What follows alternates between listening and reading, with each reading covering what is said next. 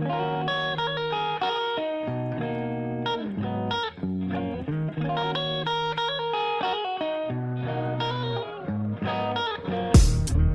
into the NBA Morning Deuce,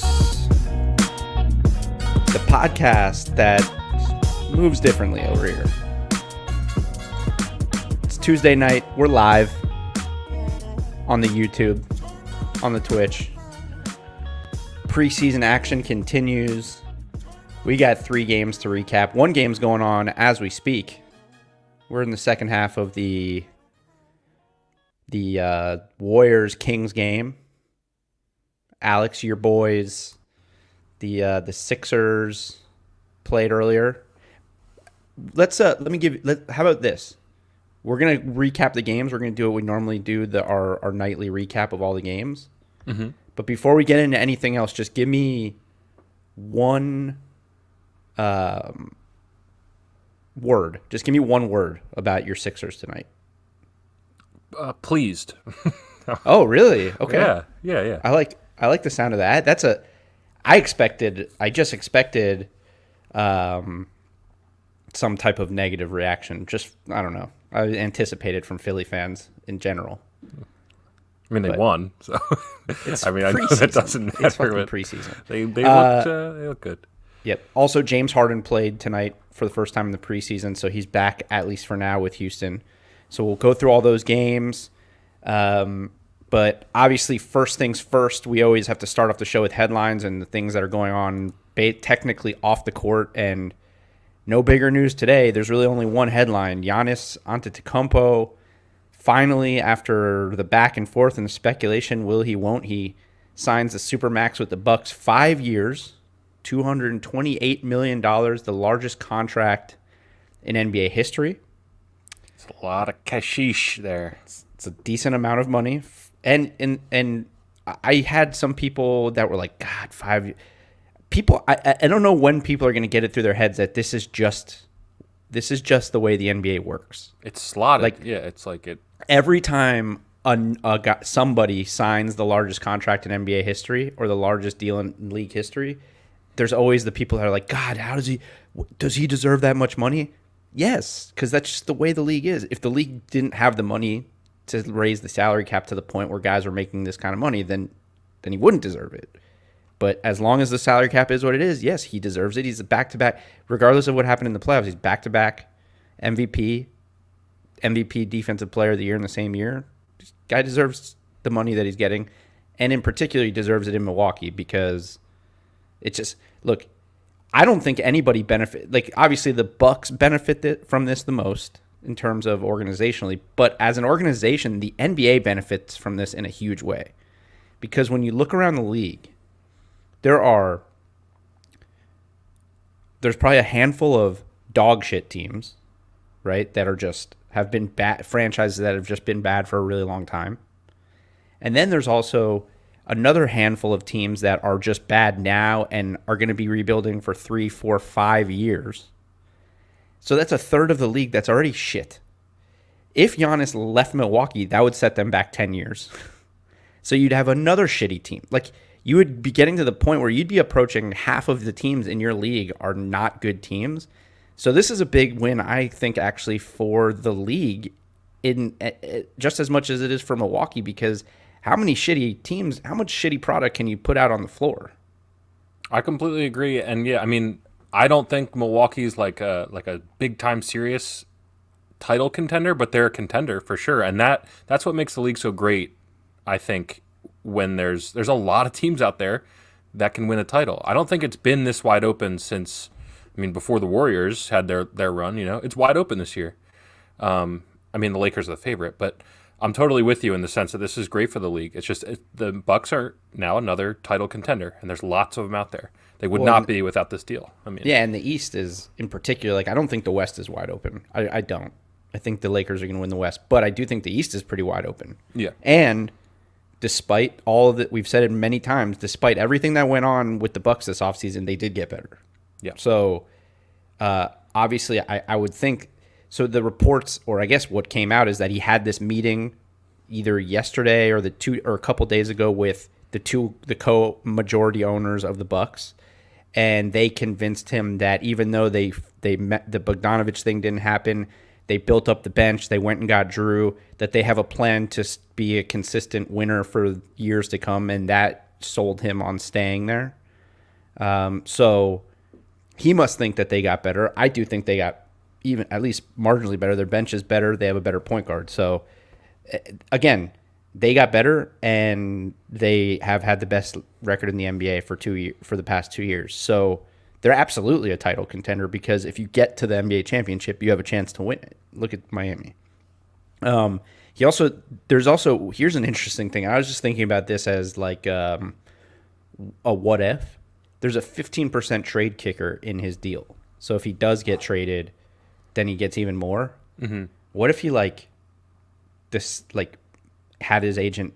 What if they negotiated that trade kicker in there so he can demand a trade at some point and get paid more money, like the Supermax, like the breaking even his own record for the highest, largest contract in NBA history. That would be awesome. It doesn't seem like he's the type of guy that does that. Like, he really does seem like just a good guy. And it actually seems like he might be one of those guys that is loyal to a fault at this point. Because I don't think this is the greatest move for his career. But yeah, that would shock me, and it would be insane to tack on 15% to this contract. Like, holy shit. Yeah. This was the, here, let me see if I can share this real quick. This was the tweet that he put out today when the news came out. This is my home. This is my city. I'm blessed to be able to be part of the Milwaukee Bucks for the next 5 years. Let's make these years count. The show goes on. Let's get it. And I would also like to point out to you, because I follow him, I think his comments come up first on replies. For those of you who are listening and can't see the replies, the first reply that comes up for me is the Iron Sheik. And he says, GG, Bubba, you impress me. You win now, no excuse. Otherwise, I suplex you, break your back, and I show you the real champion. And I just wanted to point that out to say, if anybody is on Twitter and they're not following the Iron Sheik, you are not following the greatest follow in the history of Twitter. Every tweet is like this, and they're all absurd. And I'm assuming, Alex, based on your age and your lack of care about wrestling, you don't even know who the Iron Sheik is. No, I know who he is. I went down the whole rabbit hole on the internet probably a year or two ago. But I honestly, he was off my radar. I didn't really remember it. And then you just said the Iron Sheik, and I started giggling because I know what this guy's all about. Oh, you know what he's all about? Okay, cool. No, he's great. He's the best. He's the best. I have another tweet from him in a little bit. Okay. That just, it goes, he goes hard. Like, he goes at everybody. It's amazing. But as far as Giannis goes, yeah, it's great for the Bucks. It's great for him. It's $230 million. It's a lot of money. I put in here, how does it impact the rest of the league? And I think more so in terms of, you look around the league now, next year was supposed to be this big free agency year. All these teams are saving money for next year, but now Giannis is off the market. Paul George is off the market. AD and LeBron are both off the market. So it does for the Heat, who it seemed like almost certainly like their plan was to go after Giannis. Now you got to look and see, are they the front runner to go after James Harden and make a move for him? I saw some people saying that maybe Toronto was saving up some money to make a run at him, and now is their backup plan to give OG a big extension? Like, I think this does impact a lot of teams who are hoping to make a run at him next offseason, and I think it changes. Next offseason's free agent class is not great anymore unless for some reason Kawhi doesn't sign an extension and opts out, then he's the guy. But other than that, it's not even close to what it was anymore. Right.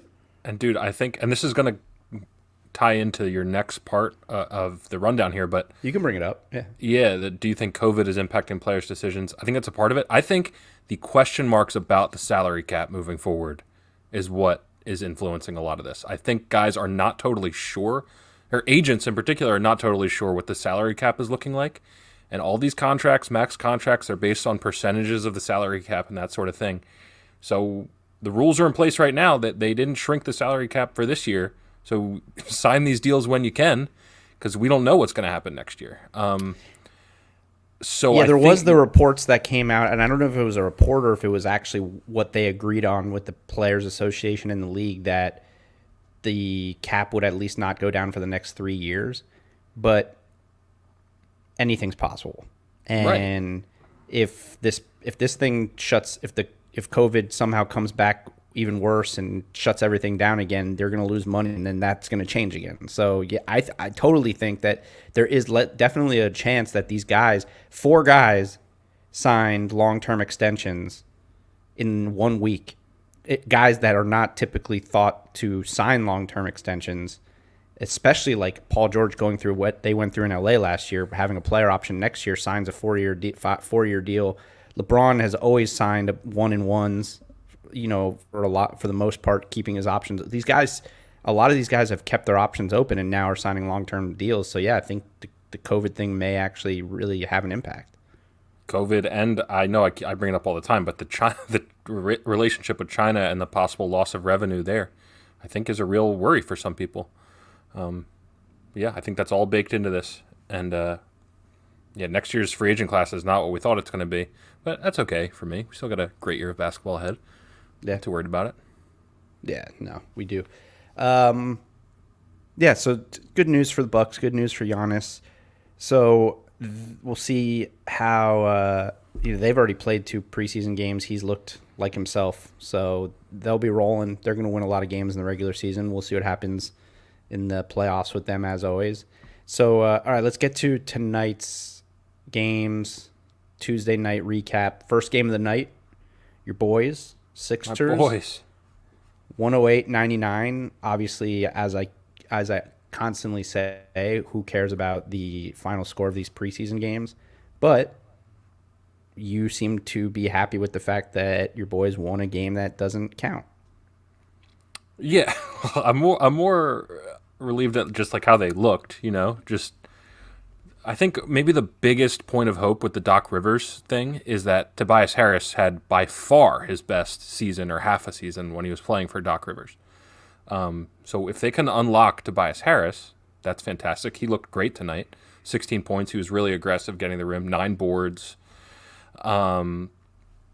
If I have a sticking point for tonight, it's Ben Simmons taking 5 shots is nuts. Like, this is the time for him to be taking shots. Whatever. I mean, I sound like a broken record, so I won't harp on it. Embiid looked fantastic in his 17 minutes. And then guys like Shake Milton, Tyrese Maxey is fun to watch. He's really he can get to the lane whenever he wants, and he's got this floater that is just beautiful.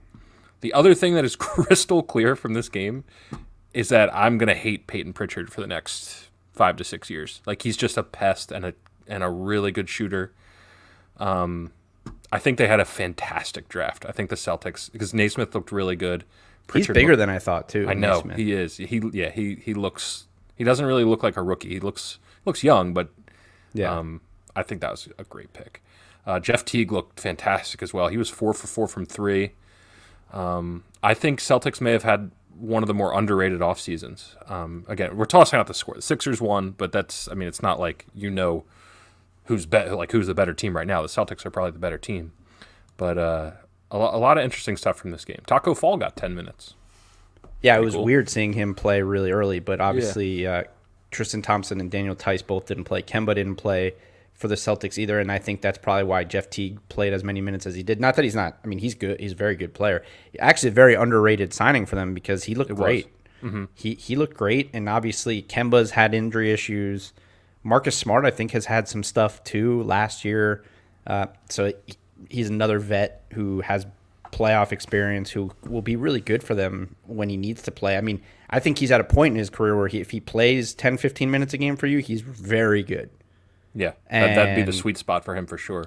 Yeah, and tonight, 7 of 9, 18 points. That's a nice night for him. Mm-hmm. As far as I'll start my thoughts on with Celtics. It's hard to really.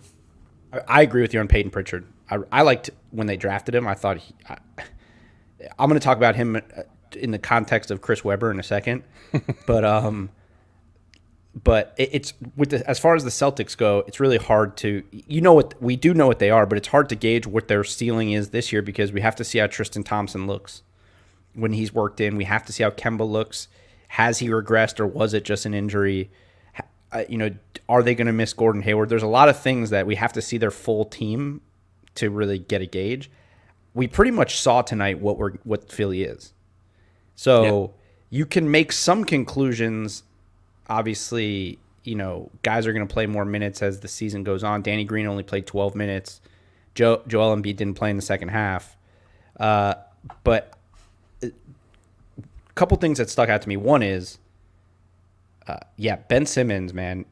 I've always been big on Ben Simmons. He seems, and again, just one game and it's just preseason, doesn't seem interested to be out there. Doesn't seem like he wants to be part of the team that he just signed a 5-year deal with. And it does seem like he very much took Doc Rivers' Ben can just be Ben and doesn't have to shoot thing to heart, because he just does not – he is not aggressive to score, man. And when he does drive, he kicks it out. He could score whenever he wants, and he just chooses – it's like he chooses not to. I mean, he went to the line 5 times tonight, but that's one of the things along with the shooting that bothers me. Like, he could get to the line so many goddamn times if he was determined to, and he doesn't do it. That's where his bread and butter would be scoring-wise, because he really can get by people, and he's big, and he has some of the qualities that Zion had we talked about last night, just in terms of being big and agile. So yeah, I'm as concerned as ever, but I've been down on him. So it actually is a little refreshing to hear someone like you express some concerns about it, because I mean, it's an over. Right. I think it is a little bit of I think it is a little bit of an overreaction from me, because I am still high on the guy, but it's one game. But but this is what their team is. So if this is how he's going to be, and this is how he's been, it is concerning. On a positive note, like, it's a positive and like Joel Embiid looked great, and I do think that the way the starting lineup is built now is definitely more conducive to him being successful, because you have you have 2 great shooters in Danny Green and Seth Curry, and 1 serviceable shooter in Tobias Harris around him. So it does spread the floor a little bit more. I still just hate how much he plays on the perimeter, and even at I think it was in the second quarter. They ran like a cross screen where he just got the ball in the post, and he is unstoppable. I know. And on the post, he's unstoppable, but he still insists. 0 for 4 from 3. It's unnecessary. Doesn't ever need to take a 3. He's not a good 3-point shooter. Never has been a good 3-point shooter in his career, but insists on being a 3-point shooter. And I don't know if it's that coaches are just like, we want to keep Joel Embiid happy, and we want to let him do the things that he thinks he can do, but he shouldn't be shooting threes when he is, in terms of just a pure post player, the most dominant pure post player since Shaq. And I really believe that. Like, in terms of his skill level and how much he could dominate the game in the post, and I know the game has moved away from the post a little bit, but yet every time he gets the ball in the post, he either gets fouled or he scores. He's that good in the post, but he insists on playing out a little bit further, out at 15 feet, dribbling the ball too much, taking jumpers. It's just, and I know he was 6 of 14 from the field, but you take away those threes, he's probably, if you take 2 of those threes away, right, and those are just post touches, he's probably 8 for 14 from the field. And now, for the first time in his career, he could shoot above 50% from the field. Like, he just, I just hate that he does that, and I'm hoping, I think Brett Brown was part of the problem with that, was that they didn't insist on him playing in the post. Hopefully Doc insists on it as more as they build trust with each other. But I still just, I do like the way they're built around him a little bit more, but I don't like the way he still continues to play on the post. I just don't think he's going to be consistently successful playing that way, because this is typical of him to have a game. Like, if he would have played a full game, he would have had 35, but then tomorrow night he's going to fall in love with the jumper again, and he's probably going to give you 13 or 14. It's just how he's always been. That's fair. I've always been so high on Joel Embiid that I realize I have to take a step back just because he hasn't been successful in the playoffs. So I'm not going to push back on any of that. There's nothing to push back on. It's all fair. Yeah, but I agree with you on Tyrese Maxey. I think that Tyrese Maxey will be a starter for you guys at some point in the year. I could see him starting over Seth Curry. I do see some early concerns with Seth Curry defensively. They went right at him a few times. They went to Jaylen Brown in the post on him. He didn't look like he could keep up with Jeff Teague, which is not really a good thing at Jeff Teague's age, even though Jeff's still pretty quick. Not that he's terrible, but, I mean, you're going to play him a ton because he shoots the shit out of the ball, even though he was 1 for 4 tonight. But that could be a little bit of a concern, and Maxey's a little bit bigger and a little more athletic, but I like Tyrese Maxey. So, yeah, overall positive. I think you guys are really going to like Dwight Howard. I know you weren't happy with the signing originally, but I think you guys are going to really like Dwight Howard too. Yeah, I think I was more down on the signing because I don't like Dwight Howard, like the person.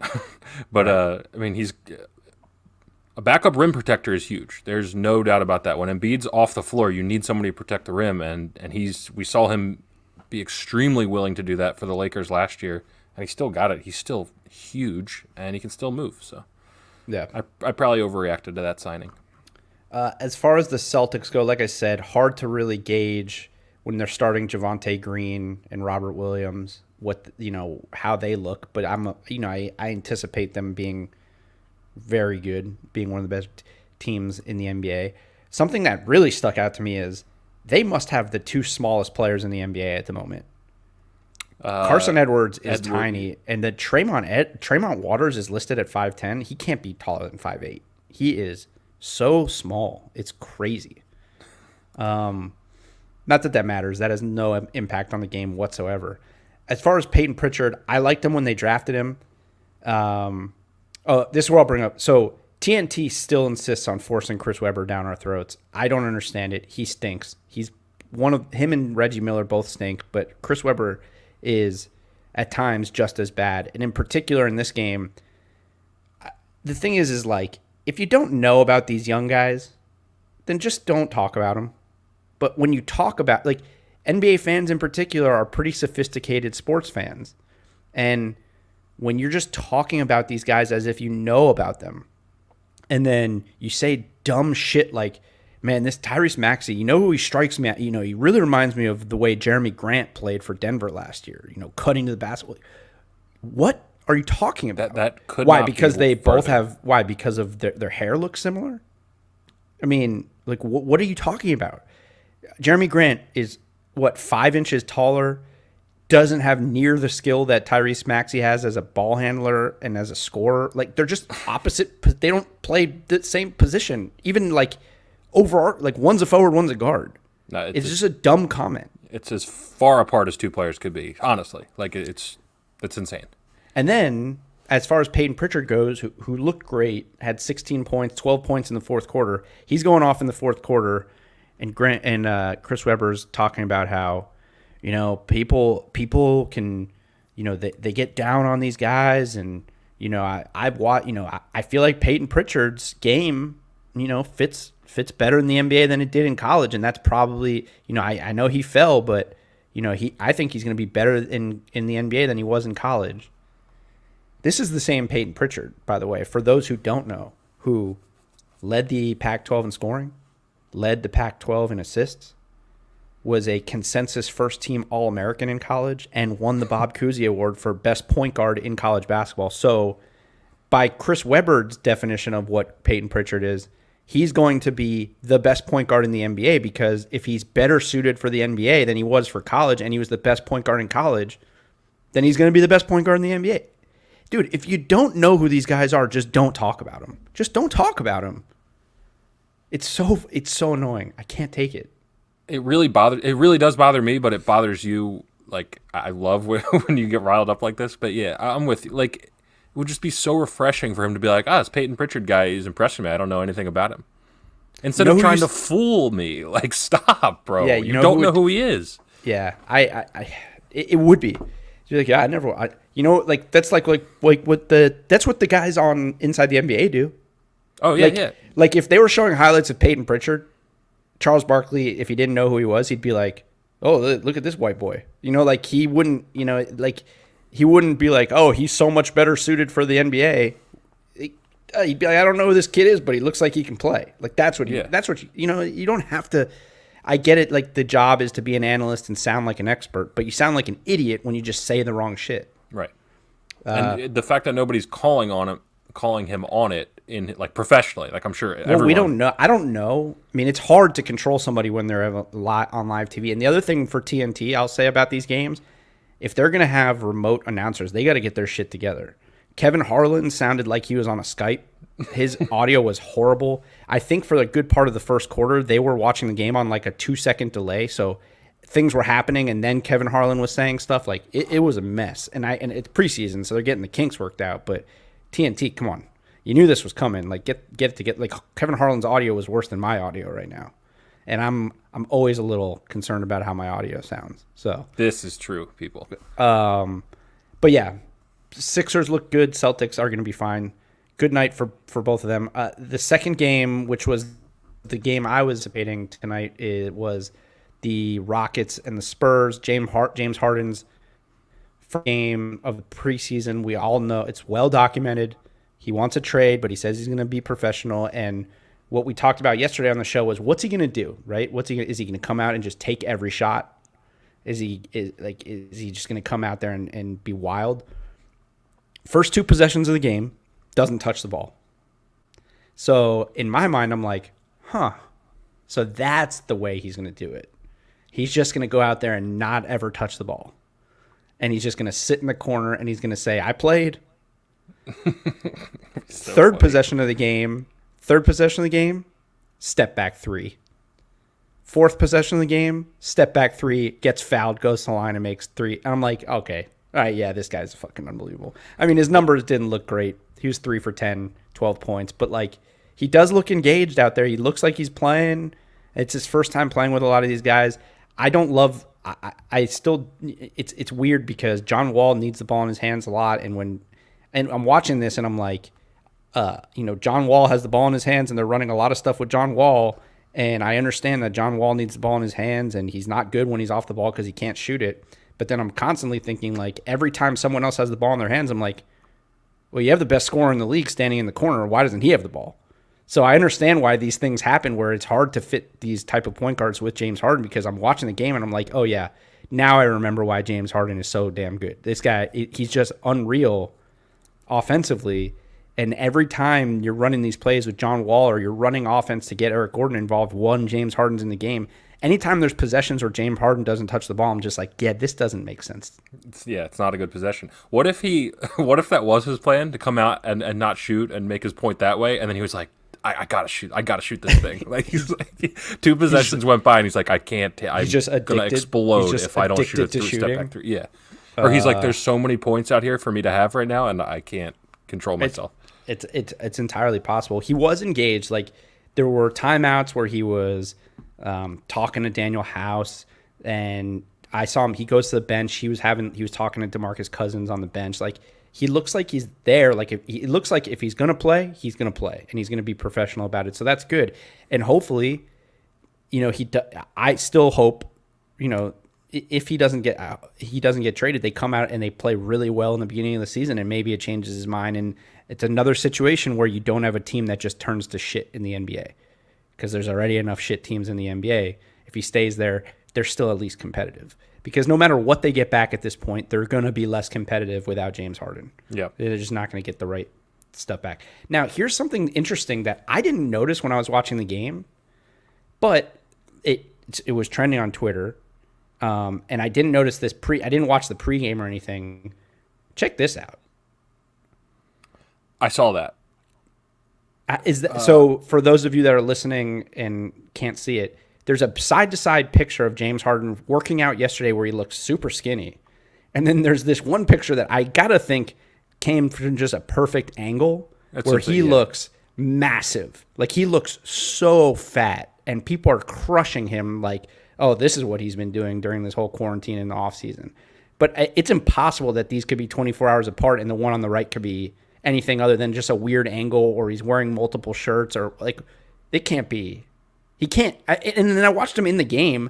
Like, I texted you during the Sixers game where I was like, it's time to cut Justin Anderson from the Sixers because Justin Anderson looks like he ate Justin Anderson. Yeah. Like, I didn't get that vibe from him when I was watching him play, and part of that is because he's never looked like he was like the pinnacle of health or like, physical fitness. So maybe it just didn't register to me, but he didn't look like that in the game. Yeah. So I saw this picture, the one on the right, where James Harden looks very, like, unhealthy, to be honest. Like, he looks overweight. And then almost 30 seconds later, probably, you texted me, like, James Harden's a cheat code. I'm assuming that was after he hit his step back three. It was the back-to-back. It was the step back three and then the step back getting fouled, shooting a three. So at that point, I was like, okay, he's not fit. Like, Joey would have said, James Harden looks fat as shit if that was the storyline here. So I think, honestly, what it looks like is somebody took that picture with with their phone from the TV, which can alter things, especially if you're, like, standing above it, you know? I think that is an optical illusion, but he looks very fat. And of course, like, the beard never helps. I had a beard like that at one time in my life. It doesn't help you look skinny. Especially his beard, it just makes his face look bigger. He doesn't look like that. But the reason why, remember I told you that the Iron Sheik had another great tweet. The Sheik put this out. He put James Harden, Bubba, when you say bringing something new to our game this year, I didn't know you mean you're bringing the Charles Barkley eating cheeseburger game to your game. He's the best. You got to love Iron Sheik. Just the best thing going on Twitter. So, yeah, he looked all right to me. My concern more would be that I don't know that this team, the pieces don't. Boogie looks good. John Wall looks really good. James Harden looks really good. It'll be interesting to see how they mesh together. One thing that stuck out to me that Rockets fans will like a lot about John Wall that they probably hated about Russ, and I think a lot of people hate about Russ in terms of where their games are currently at. John Wall knows where his money's made, and it's at the rim. Like, that dude goes hard to the rim every time. And he does take some jumpers, but he doesn't take mid-range jumpers. Occasionally he'll take a three, but he's not like Russ where he falls in love with these pull-up threes and pull-up jumpers and just terrible field goal percentage. Like, 6 of 13 from the field, got to the line 6 times, went 2 for 6. That's terrible. 15 points in 25 minutes. Like, John Wall is going to go to the basket and get to the rim and get fouled. He's going to find guys. It's just the concern, again, is just like anytime John Wall has the ball in his hands and he's running pick and roll with Boogie, that's a possession where James Harden doesn't have the ball. Right. So it's just it's weird, like, how do you make that work when you have that guy? Because it's like, I keep talking about how Steven Silas came from Dallas and he had Luka and Harden, their skill sets offensively are kind of similar. But you didn't, in Dallas, you didn't have a point guard like John Wall who had to have the ball in his hands all the time. Right. So it'll be weird to see how they make that work. I mean, they kind of worked with Russ, but they lost eventually. But it was a different team. It was built differently, different coach. So maybe they can make it work. But it just seems, just watching them on the floor together, it's a weird mixture. Yeah, I think John Wall is definitely, like, not that John Wall was ever this, like, incredible scorer, but he's going to have to accept an even smaller scoring role. Like, if I were him, if this team as currently constructed is what they go into the season with, I'd focus on, like, leading the league in assists or something. He could. Because, I mean, he's usually, when he was healthy, he was always at the top of the league in assists. I know, yeah. So I would, if scoring should not be the first thing on his mind whatsoever, and it's fantastic that he's not going to shoot 5 to 6 threes a game like Russ did. It's true, because you look at this lineup, like, Boogie's shooting the ball, I mean, again, 1 for 5. So I guess maybe when I noticed it was when he made it, that 1-3. But, like, PJ Tucker's the best corner 3-point shooter in the NBA by percentage last year. Eric Gordon is, he is what we know what he is. He's a gunner. James Harden's a great shooter, and Boogie can shoot the ball too. So you can go 5 out and just let John Wall penetrate and find guys. Like, it'll work. Offensively, I struggle to see a situation where you have a large number of possessions where James Harden doesn't touch the ball. And it's not like they had a ton tonight, but the ones where they did, I'm just like, ugh. The last thing, at least for the Rockets, got to bring up Chris Clemens in the fourth quarter. I think he tore his Achilles. They had to bring him off. They had to take him off the court in a wheelchair. It was a non-contact injury. He's not in, like, a major player for them, but, like, it sucks. Just meaningless game. Guy, he's like 5'10", was one of the leading scorers in college basketball a couple years ago, worked his ass off. I think he went undrafted and they brought him in and he made the roster, and, just that's the type of guy who that could end his career, because he's probably like fighting to make roster every year. And with this team they brought in a bunch of new guys, he may not be in the NBA. So that's sort of a devastating injury, and having to go off like that in a preseason game with no fans in a wheelchair, it just sucks. So, thoughts to him. Hopefully he comes back and hopefully he can play again. But that, obviously we talk about the Achilles all the time. It's such a shitty injury. Yeah, that's brutal. I didn't watch that game, but I'm glad I didn't have to see that. It just stinks. I actually didn't see the injury. I just saw him going off in the wheelchair, and then I went on Twitter. And you should also probably mention Christian Wood did not play again. So there's another piece that can try to fit into the puzzle there. Rockets are going to be interesting. At the very least, they're going to be very interesting. As far as San Antonio goes, my immediate reaction to San Antonio is they got something going on with their hair over there that is pretty fascinating. Yeah. Here's Greg Popovich. And for those who can't see, he looks like a retired mobster. He does. Now, this is actually an older picture, but he was wearing the same outfit tonight. He must have wore this the other night too. He's always had the white hair, but now it's not even slicked back. It just has grown perfectly back. It almost looks like he blow dries it backward. And he's like wearing all black. He just looks like an old retired gangster. And then this is DeMar DeRozan's hair now. Ooh. And for those of you who can't see it, DeMar DeRozan is rocking this guy made a good point. I didn't really put it together, like the Ben Wallace type fro. But when you watch him play on the court, it's almost more like, remember how Kobe White's hair was in college? The way when he moved, it bounced around. Yeah, it's very flowy. So these guys, and I like that DeMar DeRozan did this, because I don't know if you saw his braids last year, but they were gross. I hated them. I thought they were I thought they were the ugliest braids I'd seen. I feel like I would remember that. I know I didn't watch a lot of Spurs, but that would have stuck out to me. It may not have been that bad. It might have just been my opinion. I just didn't like them. As far as basketball goes, this is we've talked about this for a while, and there's a few teams like this now in the league, but them, and I think the Warriors, who we'll talk about briefly in a second as our last game of the night, but the Spurs have two guys in their starting lineup, Rudy Gay and LaMarcus Aldridge, who are in the top 10 of active players in games played. And then they have a bunch of young guys, but then they also have Patty Mills, and they have these 4 or 5 really old guys, and then they have a bunch of really young guys. And their really old guys are just okay. They're not great because they're, for the most part, towards the end of their career. DeRozan's still pretty good, but the rest of them, they're just okay. Then you have a bunch of young guys who are good, but don't have the highest upside either. None of them look like stars. Mm-hmm. This team is so, I don't know what's going on with this team. It's such a weird roster construction right now. Seeing them we've talked about it, but now seeing them on the floor tonight, I'm just like, first of all, half these young guys, they look the same. I don't know who's who. And then you got the wild DeRozan hair out there. It's this team, they're probably going to win a lot of regular season games. Is what he does. They'll probably be a borderline playoff team like always, but the roster is just weird. I don't know how long can you go playing Rudy Gay big minutes. I love Rudy.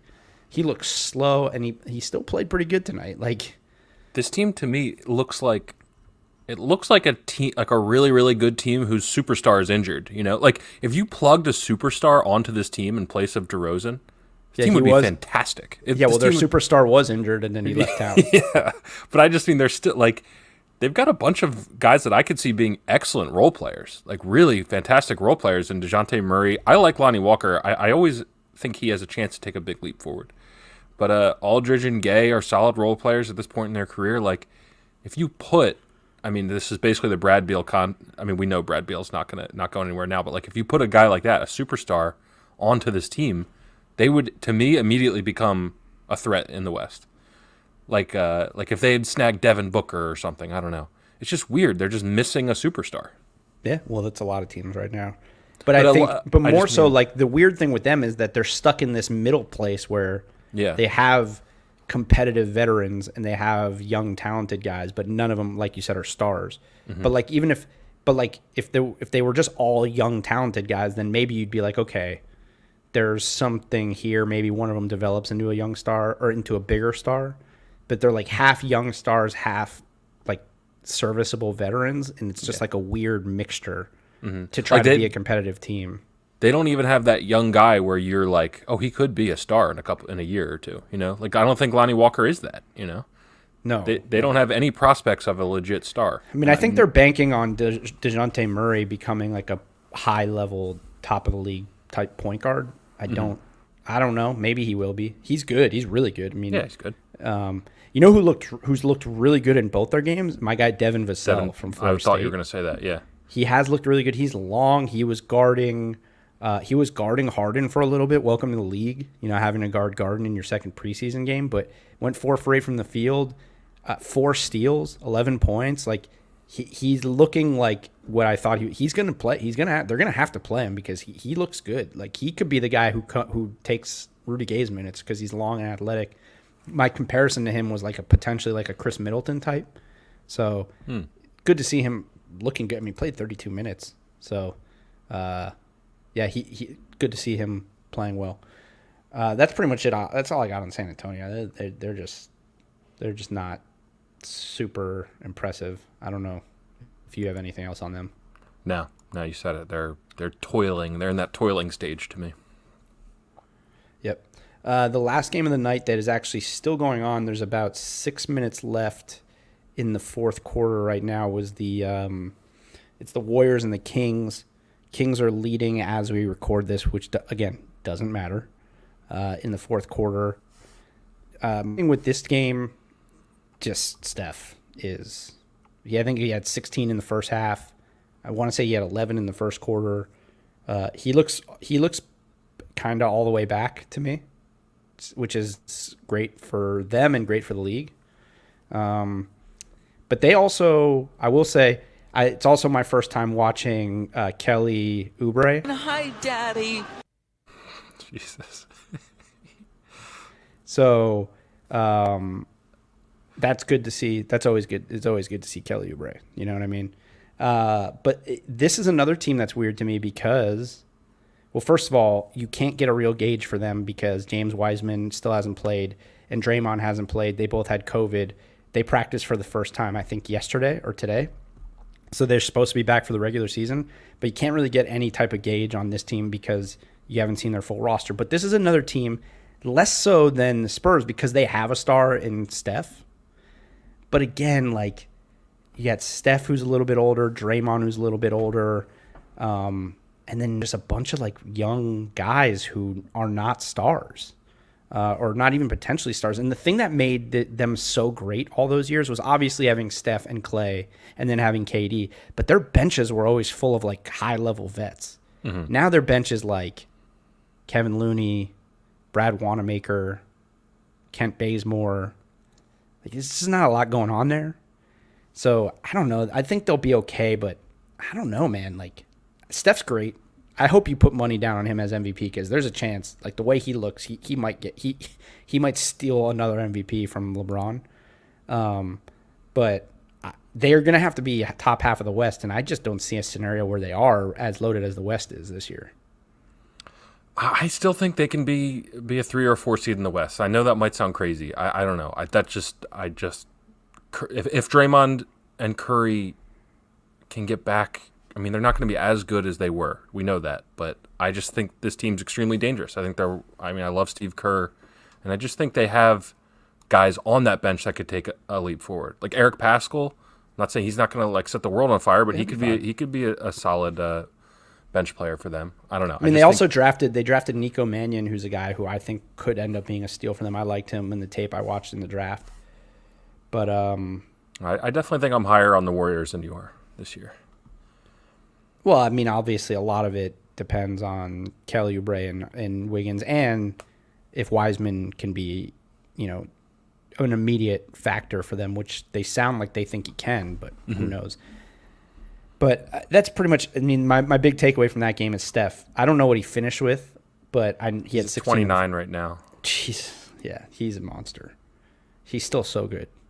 I think he's already becoming underrated because people think he fell off because he's been hurt, but and because he played alongside Kevin Durant, his numbers had to take a dip alongside Kevin Durant. Right. But no, if he stays healthy, he's going to put up another just electric year. And he's going to throw in like a 50-point game at some point. There'll be that Steph game early in the season. I'm confident in that.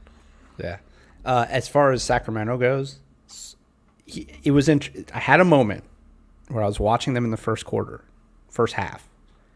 De'Aaron Fox balling, getting to the rim. He looks good, super athletic. Buddy Hield, just nailing jumpers. Tyrese Halliburton looks like he's going to be a pretty good player. Bagley's rebounding, going up, skying for rebounds. I'm like, you know what? Maybe the Kings could be good this year. Maybe they could be decent. And then Hassan Whiteside comes in there. And I'm like, oh, yeah. They signed Hassan Whiteside, and he's going to play for them. This team's going to suck. This team is going to suck. Harrison Barnes played okay. Buddy Hield's going to average a lot of points. De'Aaron Fox is going to average a lot of points. And then Hassan Whiteside's going to ruin all of it for him because he's a bum. And I had like these positive feelings about the Kings for like 10 minutes of the game, and then Hassan Whiteside came in, and I was like, yes, I forgot. He is on this team. He did lead the league in block shots last year and couldn't get a team to sign him, so he had to sign a minimum deal with the Kings, who are probably taking a flyer on him because nobody else wants to play for the Kings. So that was, that was my moment of potential for the Kings, and it went away real quick. And they do have potential.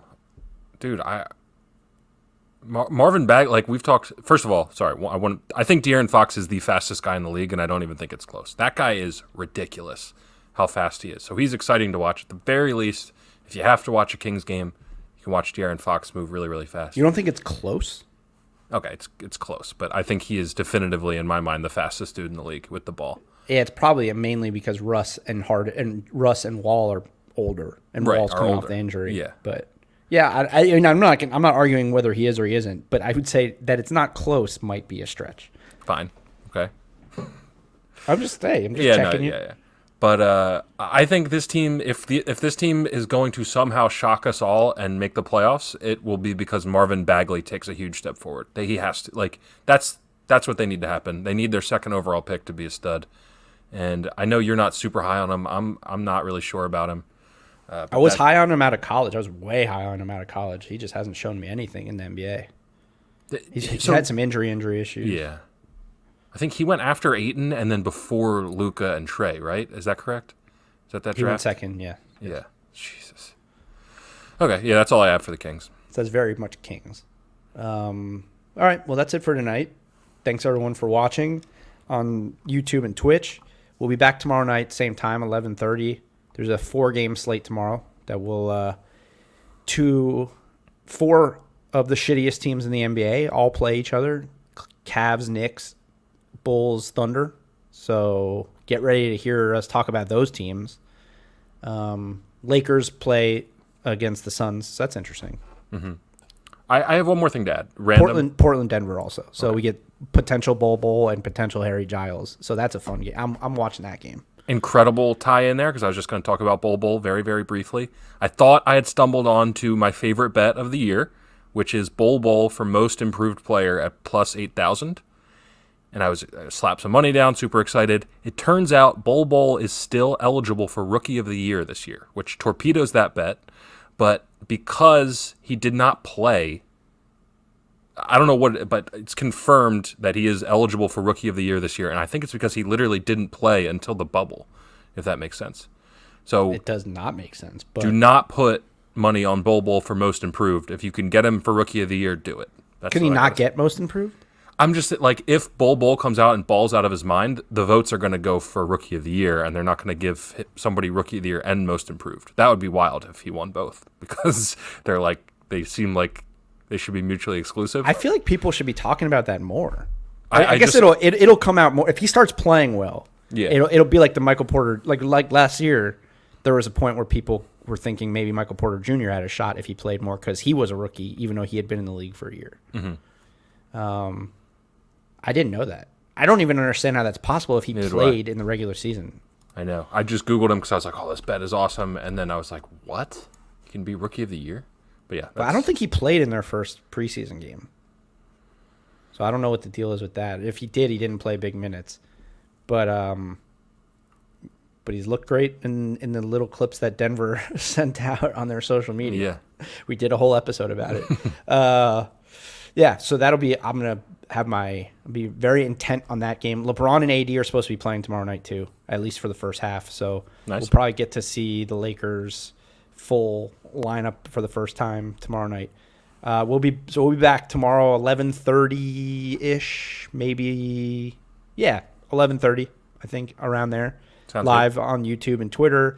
If you're listening on Apple Podcasts, subscribe, rate, and review. Oh, by the way, shout out to, I don't know if I'm going to say this guy's name right, but I just got to shout out Richard DeBona. I'll say DeBona, at DeBonified, which is a pretty good Twitter name. Yeah, I like that. For hitting us up and letting us know that Overcast, where a lot of people listen to the show, was not working, which I did not realize that at one point it had not updated since like November. Like early November, and he hit me up and was like, "Hey guys, love the show, but where is it?" I listen on Overcast, and I hit up Overcast, and now it's fixed. So shout out to you, Richard. Thanks for listening, and anybody who listens anywhere. I know we always plug Apple Podcasts because that's where you can actually leave the ratings, and that's what helps us make money. But all your listens help us, grow and get bigger and better and do more content. So appreciate all of you, but in particular, we appreciate Richard. I think it's DeBona. That's my guess. But we appreciate you, regardless of how to pronounce I didn't want to say name. DeBona because I wasn't sure. Well, that makes DeBonafide make a lot more sense to me. Bonafide, isn't it? I thought it's Bonafide. No? Oh, now we got something. I don't know. It could be Bonafide. Yeah, I guess it's Bonafide. I guess I've heard it both ways. Same. I don't know which one's right. Okay. DeBonafide. DeBonafide sounds better. I'm going to go with Richard DeBona at DeBonafide. I think that's what it is. Well, either way, Richard, since we know you're listening to this, thank you for hitting us up and letting us know, because now we're getting those listeners back. Appreciate it.